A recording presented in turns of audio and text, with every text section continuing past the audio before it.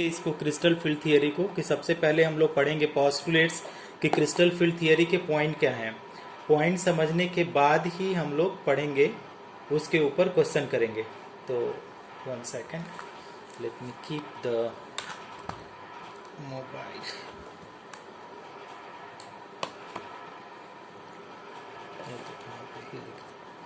ठीक, तो हमारे पास जो दूसरा थियरी है कि बॉन्डिंग ही पढ़ रहे हैं, bonding in coordination compound. Bonding in को दिखाई दे रहा है कि नहीं, बॉन्डिंग इन कोऑर्डिनेशन कंपाउंड जो कल का चल रहा था, कोऑर्डिनेशन कंपाउंड। तो उसमें एक थियरी तो हम लोगों ने पढ़ रखा था। कौन सा थियरी पढ़ रखा था? बैलेंस बॉन्ड थियरी हम लोगों की ओवर हो गई थी। हाँ, अब आज जो थियरी हम लोग पढ़ने वाले हैं उसका नाम है crystal field theory. Crystal field theory, crystal field theory. अब ये थियरी को शॉर्ट फॉर्म में बोलते हैं CFT थियरी। और ये थियरी थोड़ा सा इम्पोर्टेंट है, that is it's called very very important. थोड़ा सा ये किसके लिए है? खास तौर से JEE वाले हैं, जेई मेंस और एडवांस के लिए ये सुपर ही इम्पोर्टेंट है। एडवांस के लिए भी ज़्यादा ही इम्पोर्टेंट है, क्योंकि इसके ऊपर जो क्वेश्चन बनते हैं वो बहुत सारे क्वेश्चन बन के आते हैं जेई मेंस और जेई एडवांस में। तो इसको हम लोग पढ़ेंगे।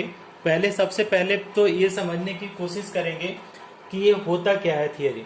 तो पहला जो इसमें पॉइंट है, फर्स्ट पॉइंट, ठीक है, क्रिस्टल फील्ड थियरी का जो फर्स्ट पॉइंट है एजम्पशन, इट गिव्स, क्या ये देता है? It gives exact value of किसका? Value of magnetic movement. Magnetic movement, अब उसमें क्या है कि उसमें आपका वैलेंस बॉन्ड थियरी में भी हम लोगों को मिल जा रहा था, लेकिन एग्जैक्ट वैल्यू नहीं मिलता है। कुछ केसेस में ये एक्सेप्शन हो जाता है।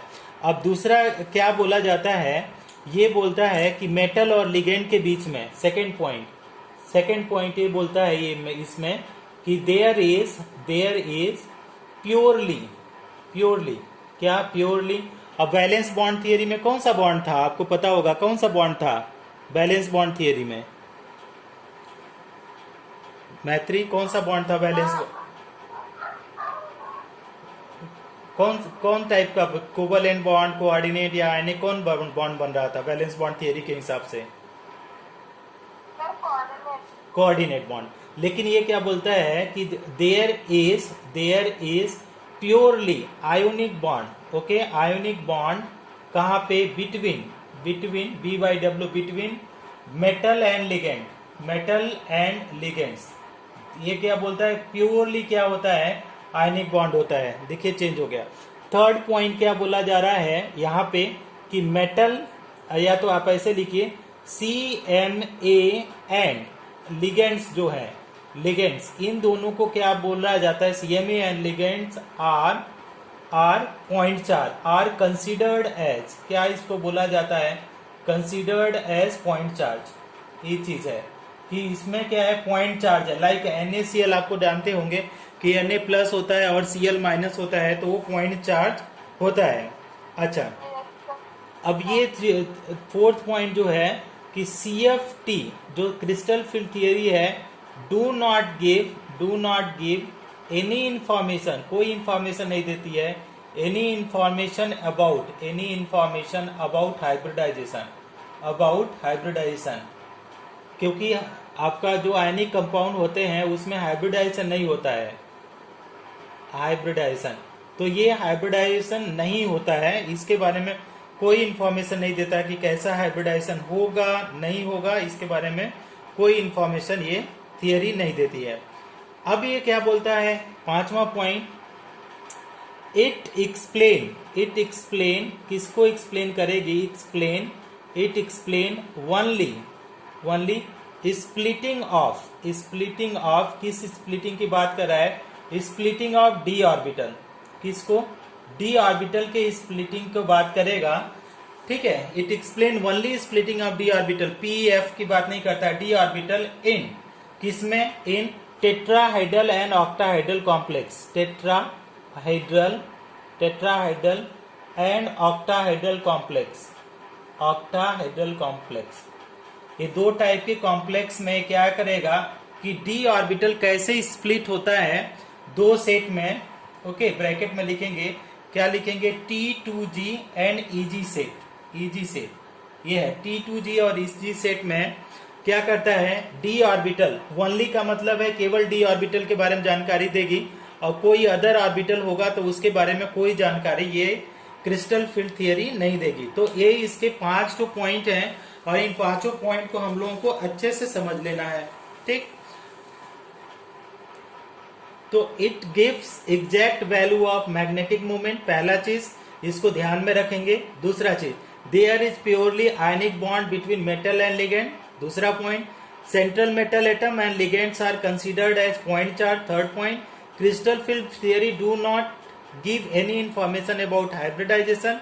एंड पांचवा पॉइंट ये बोलता है कि it explain only splitting of D orbital in tetrahedral and octahedral complex. और चीजों के बारे में ये कोई भी जानकारी, ये थियरी कोई भी जानकारी नहीं देती है। तो इन पॉइंट को आप हमेशा ध्यान में रखेंगे। समझ में आ गई? कुछ पॉइंट आपको समझ में आ गई, तो इसके बाद इसके ऊपर जब आप क्वेश्चन करेंगे तो ज्यादा समझ में आएगा। पहले चीज, अब हमारे पास क्या है, एक और पॉइंट हमने खुद ही बनाया है, उस पॉइंट को यहाँ पे ऊपर लिख देते हैं कि क्या लिखते हैं कि नोट करके लिख देते हैं ये पॉइंट को, नोट नंबर। आप इसको एक स्क्रीनशॉट ले लीजिएगा अभी इसको नोट लिखने के बाद। तो नोट क्या बोला जाता है कि इफ लिगेंड्स, क्या बोलते हैं, ligands and orbital of CMA coming on the axis का मतलब है on the axis का, और फेस टू फेस, तो दोनों में इलेक्ट्रॉन है, then there will be repulsion,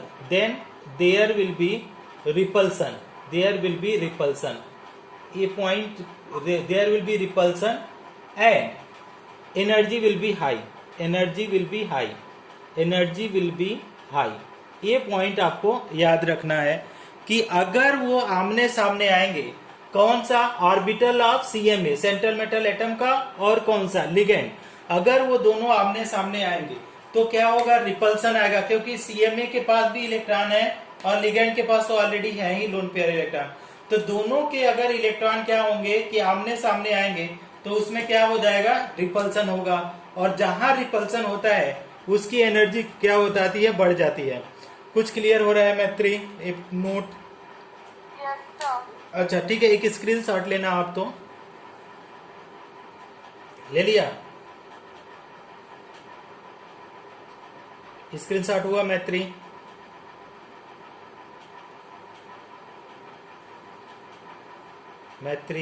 screenshot ले लिया? हाँ तो बोला करो ना, आप बोल ही नहीं रही हो। मैं कब बोल रही थी, शायद आवाज नहीं जा रहा था। Okay, no problem. अच्छा ठीक है, इसके बाद हम क्या करने वाले हैं, देखिएगा, दूसरा जो पॉइंट हम लोग उठा रहे हैं कि अब देखिए शेप ऑफ डी ऑर्बिटल, देखिए shape of D orbital. Okay, अब यहाँ पे शेप ऑफ डी ऑर्बिटल जब हम लोग पढ़ने जाते हैं, इसमें क्या क्या हम लोग पाते हैं कि पहला 2 टाइप का होता है शेप। क्या क्या होता है कि पहले मान लीजिए हम पहले डायग्राम ही बनाते हैं कि इस तरीके से है, इस तरीके से, तो एक एक्सिस x मान लिया, दूसरे को y, तो इसका नाम हो जाता है dxy। अभी आपसे बस कुछ जानकारी लेना है, ऐसा नहीं आपको पढ़ा नहीं रहे हैं कि ये पॉइंट जो है कि आपको ऑर्बिटल बनाना नहीं बता रहे हैं, केवल हम थोड़ा सा आपको समझा रहे हैं कि इसमें क्या कॉन्सेप्ट इन्वॉल्व हो रहा है। ठीक है, एक को मान लीजिए DYZ कर लीजिए और इसको मान लीजिए Z, और इसके, तो ये क्या होगा DYZ, और ये क्या हो जाएगा DZX।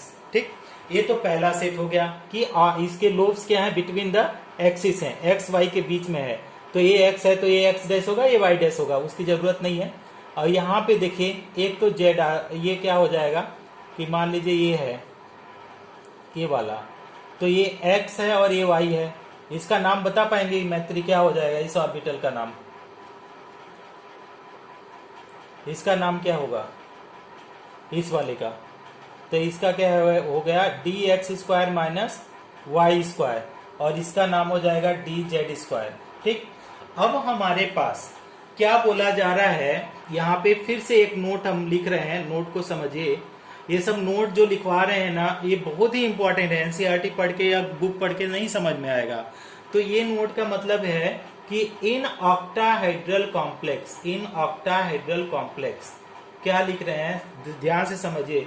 इन ऑक्टाहेड्रल कॉम्प्लेक्स, किसमें, ऑक्टाहेड्रल कॉम्प्लेक्स में होता क्या है कि लिगेंड्स अप्रोच, कहां से लिगेंड्स अप्रोच करेगा, ligands approaches from the axis. Hello sir. हाँ, सर बोर्ड ब्लर आ रहा है। ऑन द एक्सिस, रुकिए देखता हूँ, बोर्ड ब्लर आ रहा है, बहुत ज्यादा ब्लर आ रहा है क्या, वाईफाई? नहीं सर, थोड़ा सा ब्लर आ रहा है। आप वो कैमरा थोड़ा सा पोस्ट दो। हाँ हो गया सर। अच्छा, कैमरा को हम थोड़ा सा साफ करते हैं ना, शायद कुछ क्लियर हो जाए। अभी आप देखो, हो गया सर, क्लियर हो गया। हाँ। तो अब देखिए, अब इसमें इसको हमको बताइएगा आप थोड़ा सा, इसमें कुछ इन्फॉर्मेशन आपसे लेनी है। क्या इन्फॉर्मेशन हम लेना चाहते हैं कि क्या बोल रहा है कि इन octahedral complex ligand approaches from the axis. ठीक, ये तो फर्स्ट नोट हो गया। ठीक, और दूसरा नोट क्या बोलता है कि अगर if face to face coming, if ligand और क्या है, लिगेंड एंड CMA ऑर्बिटल अगर क्या करते हैं, फेस टू फेस आते हैं, फेस टू फेस कमिंग, तो अगर फेस टू फेस कमिंग आते हैं तो क्या होगा, कोई बताएगा? अगर लिगेंड और CMA orbital face to face coming, then क्या होगा, देन मोर रिपल्सन होगा, मोर रिपल्सन। अगर मोर रिपल्सन होगा देन मोर एनर्जी, अब हम आपसे जानना चाहते हैं, ठीक है, खुद से ही आप समझा करके बताइए कि ये दो सेट के ऑर्बिटल हैं। पहला है जिनका जो है बिटवीन द एक्सिस है और दूसरा है आपका ऑन द एक्सिस। तो इसमें इन तीनों में से, इन दो सेट में से एक सेट को बोलते हैं T2G सेट। ये जो 3 है इसको बोलते हैं T2G, और जो 2 है इसको बोलते हैं EG सेट। T2G सेट और इसको बोलते हैं EG सेट। तो अगर आपसे पूछा जाए कि किस सेट की एनर्जी ज्यादा होगी, तो क्या आप बता पाएंगे? सर किसकी एनर्जी ज्यादा होगी? ध्यान से पहले पॉइंट पढ़िए। इन ऑक्टाहेड्रल कॉम्प्लेक्स, हम ऐसे समझा देते हैं आपको, फिर से समझ लीजिए कि हमारे पास जो है, हम केवल आंसर जानना चाहते हैं आपसे कि हमारे पास इस तरीके से ऑक्टाहेड्रल कॉम्प्लेक्स की होगी। अगर एक्सिस की बात करें तो यही तो एक्सिस है, ये सारे एक्सिस होंगे। और दूसरा चीज क्या है, यहाँ पे ऊपर नीचे होगा। ठीक है, इसको बोलते हैं इक्विटोरियल बोलते हैं, अगर आपको पता होगा तो PCL 5 में आपने P ब्लॉक में पढ़ा होगा तो इसको बोलते हैं एक्सियल एक्सिस और इसको बोलते हैं इक्विटोरियल। अब ये बोला जा रहा है कि ये जो सब ऑर्बिटल हैं, इसको क्या है, लिगेंड यहाँ से अप्रोच करेगा, यहाँ से अप्रोच करेगा, यहाँ से अप्रोच करेगा, यहाँ से और यहाँ से।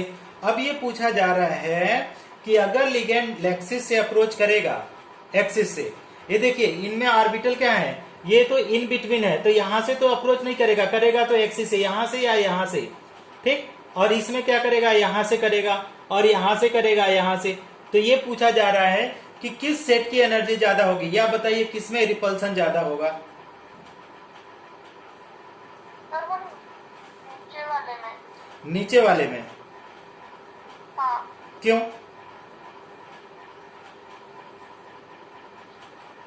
सर, हाँ, ये तो सही है, answer is correct, but Y?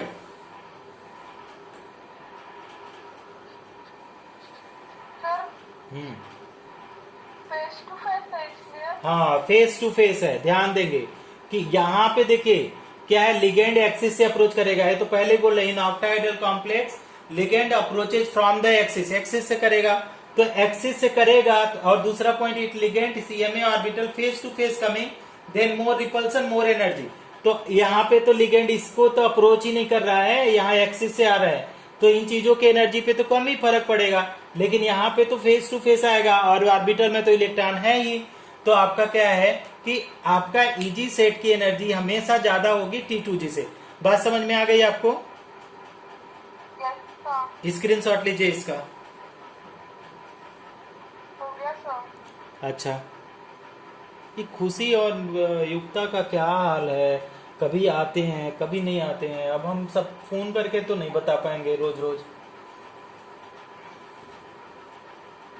अच्छा ठीक है, कोई बात नहीं। अच्छा, तो आप मान लीजिए कि पहले यहाँ पे एक डी ऑर्बिटल बनाइए। थोड़ा सा नीचे बनाते हैं, ध्यान से समझने की कोशिश करिएगा। तो है ना, लिटिल बिट आप कोशिश करेंगे तो आराम से आपका जेई मेंस क्लियर होगा, आराम से आप किसी एनआईटी में पहुंच जाएंगे। No, you are good in study.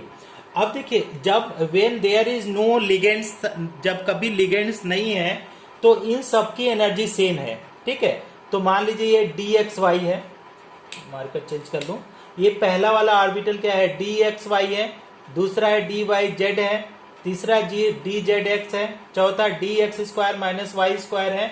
और लास्ट वाला डी जेड स्क्वायर है। तो ये सब ऑर्बिटल क्या है, इन सबको बोला जाता है degenerate orbital. Degenerate orbital का मतलब ये होता है कि all have same energy. All have क्या है, सबके पास ऑल हैव सेम एनर्जी, तो that is degenerate orbital. सबके पास सेम एनर्जी है, तो that is what is known as all have same energy. अब मान लीजिए कि होता क्या है, अब इसके केस में देखिए कि अब इसकी एनर्जी, एवरेज एनर्जी बढ़ जाएगी।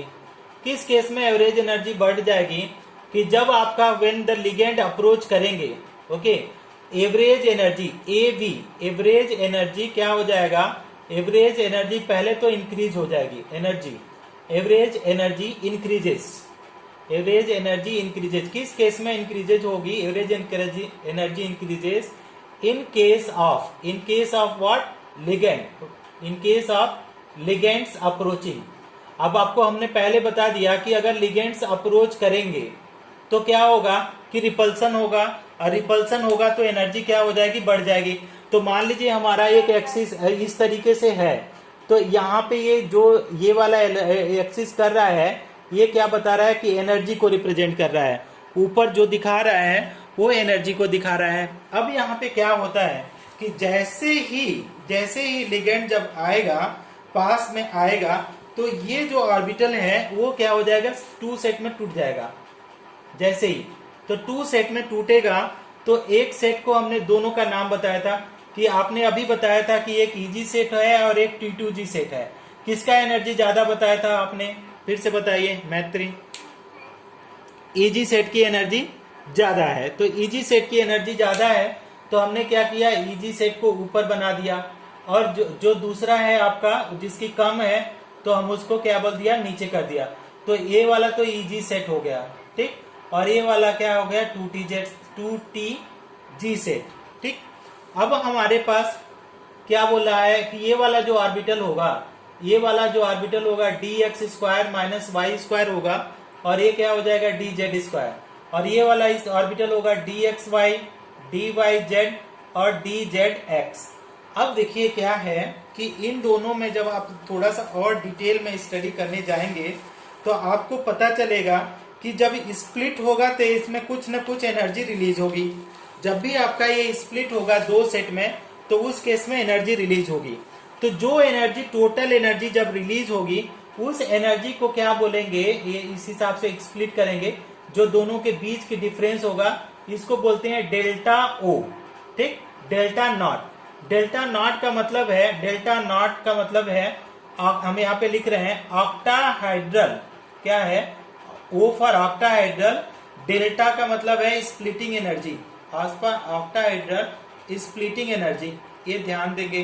अब ऑक्टाहाइड्रल स्प्लिटिंग एनर्जी, अब ये कितना कम होगा और कितना ज्यादा होगा।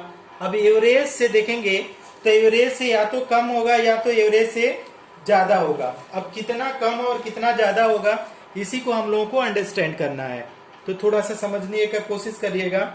अगर यहाँ पे देखेंगे तो ये डेल्टा नॉट इक्वल टू 0 आएगा, ये बीच वाला एनर्जी क्या आ जाएगा, 0। अब इसी को क्या बोलते हैं, बैरी एनर्जी, है ना। जो डेल्टा नॉट की वैल्यू 0 आ रही है, उसको हम लोग क्या बोलते हैं, इसको बोलते हैं बैरी एनर्जी, BARY, बैरी सेंटर बोलिए या बैरी एनर्जी, बैरी सेंटर। अब क्या बोला जाता है, ये वाला लाइन जो है बीच वाला, वहां पे 0 है, और ऊपर वाला जो लाइन है इसको क्या बोला जाता है, प्लस 0.6 डेल्टा नॉट इसकी एनर्जी है। यहां से ऊपर जब जाएंगे तो ये, और नीचे वाले का कितना कम है, माइनस 0.4 डेल्टा नॉट ए।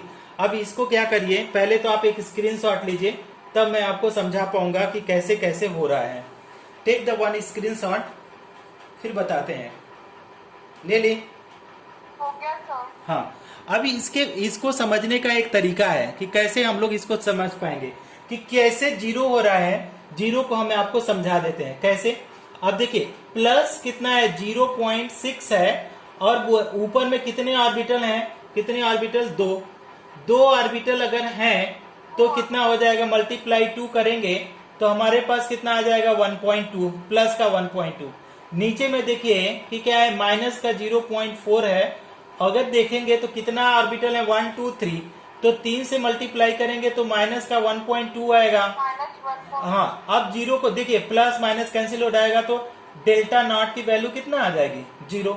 तो मतलब ये आपको क्लियर हो जाएगा। समझ पा रही हैं इसको? Yes sir. अब इसके ऊपर जानती हैं, इसके ऊपर जरूर मेडिकल में या तो जेई में बहुत सारे क्वेश्चन पूछे जाते हैं। जेई में या मेडिकल में खूब सारे क्वेश्चन पूछे जाते हैं। अब इसके ऊपर हम लोग क्या करते हैं कि क्वेश्चन करते हैं। इसको समझ गई हैं?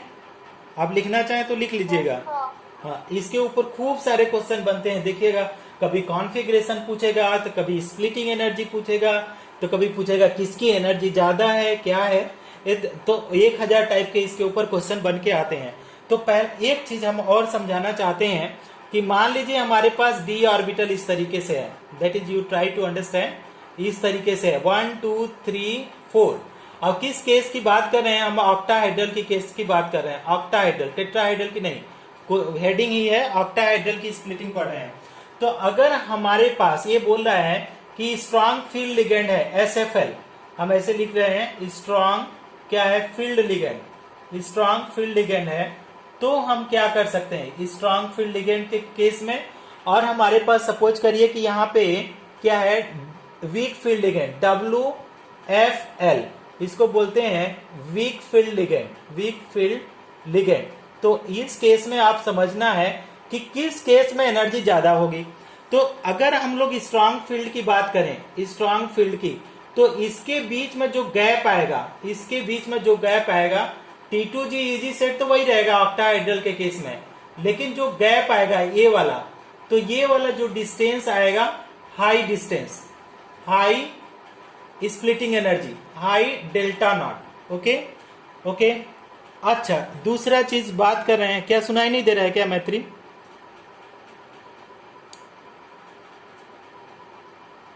क्या हुआ सर आपकी? हाँ हाँ, इज इट ओके नाउ? अभी सुनाई दे रहा है मैत्री?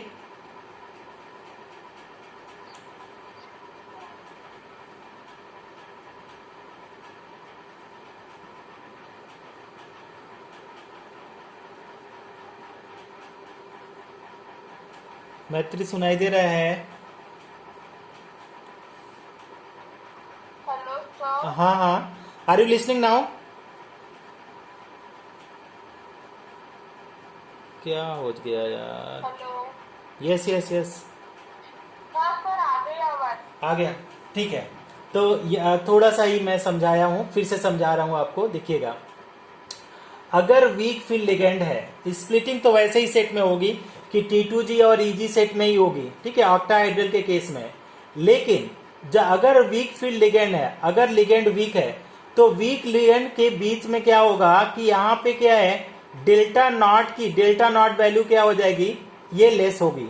अगर इसी केस में ये स्ट्रांग है, कैसा है, SFL है, स्ट्रांग फील्ड लिगेंड है, तो डेल्टा नॉट की वैल्यू क्या हो जाएगी, हाई हो जाएगी। समझ पा रही हैं बात? Yes sir.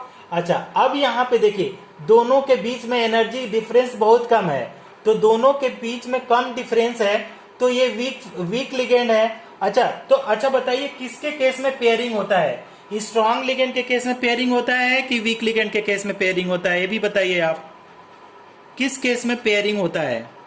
क्या कुछ आइडिया है? सर, हाँ, स्ट्रॉन्ग में। स्ट्रॉन्ग में पेयरिंग होता है ना?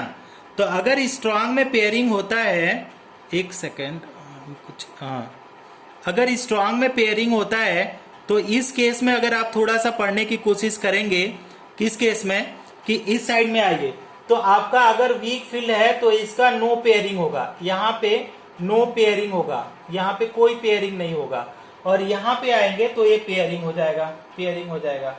समझ में आया ये? नो पेयरिंग की जगह अनपेयर्ड। हाँ, नो पेयरिंग मतलब अनपेयर्ड इलेक्ट्रॉन, अनपेयर्ड कुछ भी कर सकते हैं, unpaired, that is both are the same name, थोड़ा सा इंग्लिश का डिफरेंस है। समझ में आ गया? हाँ, तो अब इसको क्या करिए, एक स्क्रीनशॉट लेकर के रखिए, तो अभी इसके ऊपर क्वेश्चन करते हैं। अब देखिए कैसे करेंगे इसको, थोड़ा सा आपको समझना पड़ेगा। हेडिंग हम लोग डालते हैं, ये केवल अभी जो करने जा रहे हैं for JEE only, for JEE and NEET, ये ना सीबीएसई में नहीं है, जेई एंड नीट, ये सारी चीजें अब जो भी हम लोग पढ़ेंगे इसमें सब जेई और नीट के लिए है, तो इसको थोड़ा सा ध्यान देंगे। तो क्या है कि CSFE, ठीक है, इसका हम लोग लिख लेते हैं, क्या है, क्रिस्टल फील्ड स्प्लिटिंग एनर्जी, है ना। तो आपका क्या है, CFSE होना चाहिए, CFSE, ये क्या है, क्रिस्टल फील्ड, हम लिख भी देते हैं, हाँ, क्रिस्टल फील्ड क्या है, splitting energy, crystal field splitting energy. अब इसको ध्यान देंगे। अब CSFE का इसके लिए फॉर्मूला क्या होगा, ऊपर में हमारे पास जो था, ऊपर में तो कितना था, 0.6 आ रहा था, किसका, प्लस का, ज्यादा था, किससे ज्यादा था, डेल्टा नॉट के था, डेल्टा 0 से प्लस 0.6 था, और इसके बाद क्या था, ए आएगा फॉर्मूला में A, ठीक है, हाँ, यहाँ पे A प्लस बी आएगा, A प्लस बी, और इन ब्रैकेट में आएगा, क्या ब्रैकेट में आएगा, माइनस का 0.4 था, और क्या उसके साथ था, डेल्टा नॉट इसके था। अब इसको थोड़ा सा हम लोग डिफाइन कर लेंगे, इसको फॉर्मूला को, कि A क्या है, A क्या है, इलेक्ट्रॉन कहाँ पे होंगे, इलेक्ट्रॉन किस में होगा, T2G या EG का इलेक्ट्रॉन बताएगा। A मतलब क्या हो गया, इलेक्ट्रॉन इन T2G या EG, अब बताइए किसका है, EG का इलेक्ट्रॉन या T2G का इलेक्ट्रॉन, किसमें का इलेक्ट्रॉन होगा, very good, very good, electron in EG, ठीक, और ये क्या हो जाएगा, electron in T2G, electron in T2G, T2G, triple degenerate and doubly degenerate. अब इसको समझिए थोड़ा सा और अच्छे से। अब हमारे पास क्या है, अब इसका है crystal field splitting energy in, हम एडिंग डाल रहे हैं, इन वीक फील्ड लिगेंड, क्या है, वीक फील्ड लिगेंड, किस लिगेंड की बात कर रहे हैं, वीक फील्ड लिगेंड की, ध्यान से देखेंगे किस लिगेंड की बात कर रहे हैं, कि अगर लिगेंड कैसा है, वीक है, स्ट्रॉन्ग फील्ड की इसके बाद हम लोग पढ़ेंगे, पहले वीक फील्ड। एक इसका स्क्रीनशॉट लीजिए, तो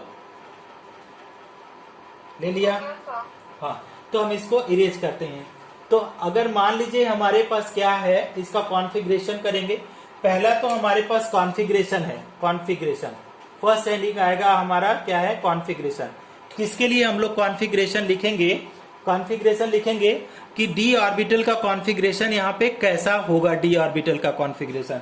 तो पहला कॉन्फ़िगरेशन पॉसिबल है D1 और D2 D3 इस तरीके से होगा। दूसरा जो आपका टेबल कॉलम बनेगा वो क्या करेंगे कि आपका सेट करेंगे, कैसा, T2G और आपका EG इलेक्ट्रॉन, ठीक है, EG इलेक्ट्रॉन, T2G इलेक्ट्रॉन। अब हमारे पास क्या है, केस हमारे पास वही है, किस केस में हम लोग पढ़ रहे हैं, वीक फील्ड लिगेंड की बात कर रहे हैं, split no weak field, case first है, केस फर्स्ट, किसके लिए, weak field ligand, weak field ligand, ध्यान देंगे, वीक फील्ड लिगेंड। तो आपको पता है कि वीक फील्ड लिगेंड्स की क्या होता है, पेयरिंग नहीं होता है, ध्यान से समझेंगे। अब इसके पास हम लोग करेंगे CFSE, crystal field splitting energy. अब देखिए एक इलेक्ट्रॉन है, तो इस तरीके से आप बना लीजिएगा कि इसमें T2G 3 टाइप के होते हैं और EG ओनली 2, तो यहाँ पे केवल एक ही इलेक्ट्रॉन आएगा, है ना।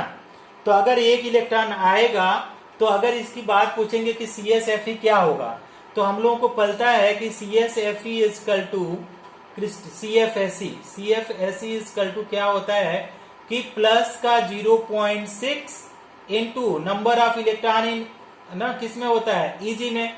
तो Eg में तो हमारे पास 0 इलेक्ट्रॉन है, प्लस हमारे पास क्या हो जाएगा कि माइनस का साइन लेकर के हम लोग लिखते हैं क्या, -0.4 मल्टीप्लाई बाई कितना इलेक्ट्रॉन है इसमें, 1।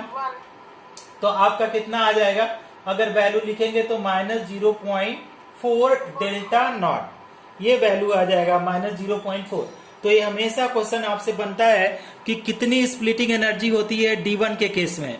अगर मान लीजिए D2 की केस की बात करें, अगर D2 की केस की बात करें तो देखिए क्या हो जाएगा। तो D2 की केस में अगर बात करें तो यहाँ पे पेयरिंग तो होगा नहीं, तो 2 इलेक्ट्रॉन हो जाएगा, तो 2 इलेक्ट्रॉन हो गया, पैरामैग्नेटिक हो गया। अगर CsFe की बात करें, CFSE की, तो CFSE क्या हो जाएगा, आप ऐसे निकाल भी सकते हैं कि 0.6 क्या हो जाएगा इंटू 0 प्लस 0.4 इंटू 2, तो ये कितना आ जाएगा -0.8। Very good. अच्छा, इसमें पूछा जाता है कि किस केस में एनर्जी 0 हो जाएगी, तो D3 का आप कैलकुलेट कर सकते हैं आराम से, D4, D5, D6। हम D6 का करते हैं, ठीक, D6 का, सबका नहीं करते हैं, आप कर लेंगे आराम से। अब आपको पता है कि इस केस में तो पेयरिंग तो होता नहीं है, आपको पहले ही बता दिया गया है कि पेयरिंग तो होगा नहीं। तो क्या होगा, अगर 6 भी इलेक्ट्रॉन है या तो 5 की बात करें तो पेयरिंग नहीं हुआ तो 1 2 3, तो इसके बाद 4 और 5, बिकॉज पेयरिंग नहीं होगा, वीक फील्ड लिगेंड है। तो आप इसके पास अगर करेंगे तो देखिए कैसे होगा, 0.6 इंटू कितने इलेक्ट्रॉन, 2, तो क्या हो जाएगा 2 प्लस यहाँ पे ब्रैकेट में क्या हो जाएगा -0.4 इंटू 3 इक्वल टू क्या आ जाएगा, देखिए प्लस का कितना 1.2 और माइनस का क्या हो जाएगा 1.2, तो ये कैंसिल हो जाएगा, तो ये क्या हो जाएगा 0। ठीक, तो आपका D5 के केस में स्प्लिटिंग एनर्जी कितनी होती है, 0 होती है। अच्छा हाँ, अगर D6 की बात करें, D6 की, तो D6 की स्प्लिटिंग एनर्जी आप देखिए तो कितना होगा 1 2 और यहाँ पे होगा तो कितना, कैसे होगा electron 1 2 3, this is 4 and 5, this will goes here, that is 6। तो आपका क्या हो जाएगा 0.6 इंटू कितना इलेक्ट्रॉन है, 4 इलेक्ट्रॉन, तो 4 प्लस यहाँ पे ब्रैकेट में -0.4 मल्टीप्लाई बाई 2। यहाँ पे गलती हो गया क्या, 0 इंटू 2 और यहाँ पे क्या हो जाएगा, ये 4 हो जाएगा ना, 4। अब देखिए कितना हो जाएगा, तो आपका क्या आ जाएगा कि प्लस का 1.2 और माइनस का कितना आ रहा है 1.6 ना, तो माइनस का कितना आ जाएगा 0.4 डेल्टा नॉट। ठीक, अब हम D10 का कर लेते हैं, आगे आप सबका कर लेंगी, ऐसा हमको पता ही है आप कर लेंगी, तो हम D10 का करा देते हैं, इसके बाद छोड़ देते हैं। तो D10 का अगर हम लोग करते हैं इस तरीके से तो देखिए कितना स्प्लिटिंग एनर्जी आ सकता है। तो देखिए 1, इसमें तो 2 3 4 5 और इसके बाद तो कोई ऑप्शन नहीं है, पेयर ही होना पड़ेगा, 10 इलेक्ट्रॉन है। तो देखिए कितना आएगा आंसर, तो 0.6 इंटू 4 प्लस ब्रैकेट में हम लोग 0.4 क्या आ जाएगा, इसको लिख सकते हैं 0.4 मल्टीप्लाई बाई कितने इलेक्ट्रॉन है 6। तो आप देखिए कितना हो गया 624, 2.4 प्लस का माइनस का 2.4 इक्वल टू क्या हो 0, तो दैट इज 0, प्लस माइनस 0। तो ये दो केसेस आप हमेशा ध्यान में रखेंगे कि किस किस केस में हमारा क्या है स्प्लिटिंग एनर्जी क्या हो जाएगा 0 हो जाएगा। समझ में आया मैत्री है? ठीक, स्क्रीनशॉट ले लीजिए इसका। तो अच्छा, अब हम लोग क्या करते हैं कि इसी को समझते हैं कि CFSE इन स्ट्रॉन्ग फील्ड लिगेंड। तो स्ट्रॉन्ग फील्ड लिगेंड में हमने देखा था कि आपका जो एनर्जी गैप था वो ज्यादा था। ठीक, तो एनर्जी गैप ज्यादा था तो क्या हो जाएगा, वहां पे पेयरिंग हो जाएगा। ठीक, तो हम लोग क्या बोल रहे थे कि CFSE देखिएगा, CFSE in case of strong field ligand. अब देखिए कल क्या बोल रहा था, स्ट्रॉन्ग फील्ड लिगेंड। कल क्या बोल रहा था कि क्यों पेयरिंग हो जाता है, क्योंकि स्ट्रॉन्ग फील्ड होता है, स्ट्रॉन्ग लिगेंड होता है। ये थियरी क्या बोलती है, पेयरिंग इज ड्यू टू किसकी वजह से होता है, due to high splitting energy. जो स्प्लिटिंग एनर्जी क्या हो जाएगा, हाई स्प्लिटिंग एनर्जी, गैप जो हो जाएगा, high splitting energy, okay, high splitting energy और हाई गैप बिटवीन किसका, हाई गैप बिटवीन किसके बीच में, high gap between T2G and EG set of orbital. तो इसकी वजह से पेयरिंग होगा। क्रिस्टल फील्ड थियरी एकदम क्लियर करती है कि पेयरिंग कोई स्ट्रांग और वीक की वजह से नहीं होता है, वो एनर्जी की वजह से होता है कि एनर्जी डिफरेंस जब बहुत ज्यादा हो जाएगा तो इलेक्ट्रॉन यहां से यहां जंप नहीं कर पाएगा, तो यहां से जंप नहीं कर पाएगा तो पेयर हो जाएगा, इसके बाद ऊपर जाएगा। बात समझ में आ रहा है मैत्री? Yes sir. हाँ, तो अब ये हम क्या करते हैं, अब यहाँ पे हम लोग कुछ कर लेते हैं, एक दो का कर लेते हैं। तो अगर एक दो का भी करना चाहें आराम से आप कर सकती हैं। कैसे कैसे आप कर सकती हैं, उसका जो फॉर्मूला होगा, the formula will be always the same in case of the strong और weak field ligand, but the value will always be difference. तो क्या वैल्यू डिफरेंस होगा, तो पहले तो हमने कॉन्फ़िगरेशन लिख लिया, कॉन्फ़िगरेशन, ठीक। इसके बाद हमने क्या किया, यहाँ पे T2G और EG इलेक्ट्रॉन को लिखेंगे और CFSE को लिखेंगे। CSFE में क्या होगा, तो अगर हम लोग देखें, अगर इसी को देखें तो D1 की बात करें तो D1 में तो सेम ही होगा, एक इलेक्ट्रॉन है तो एक इलेक्ट्रॉन क्या पेयरिंग करेगा, क्या नहीं करेगा, एक ही है। तो यहाँ पे क्या हो जाएगा, हम इसी तरीके से ऑर्बिटल को डिब्बा बनाने से अच्छा हम ऐसे ही लिख दे रहे हैं एक। तो एक है, तो अगर CFSE की बात करें तो कितना आ जाएगा CSFE, अगर देखें तो सेम फार्मूला अप्लाई करेंगे तो 0.6 इंटू क्या हो जाएगा EG इलेक्ट्रॉन, तो आपका 1, और ब्रैकेट में क्या करेंगे कि 0.4 मल्टीप्लाई कितना आ जाएगा, 0 आ जाएगा। तो इसका कितना आ जाएगा, अगर देखें तो हाँ T2G में इलेक्ट्रॉन है ना, तो ये यहाँ पे क्या हो जाएगा, उल्टा हो गया। ये सही है, अभी सही है।